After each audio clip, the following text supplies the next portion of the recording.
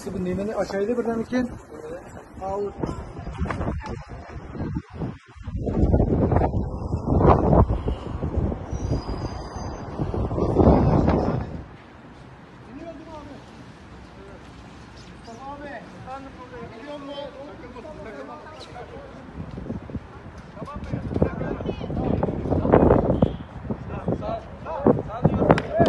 Assalamualaikum qarindoshlar.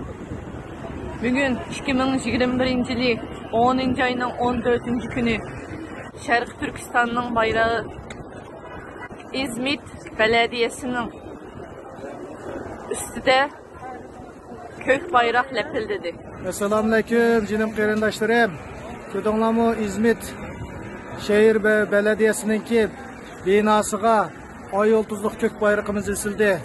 Bu yerdeki belediyedeki barlık qarindoshlardan Allah razı olsun. Ümidinglarni kesmanglar. İnşallah qalbi bizga yaqin. Vatanga mashina asimiz. İnşallah. Mana qalbi degan. Mana Anadolu seferining natijasi.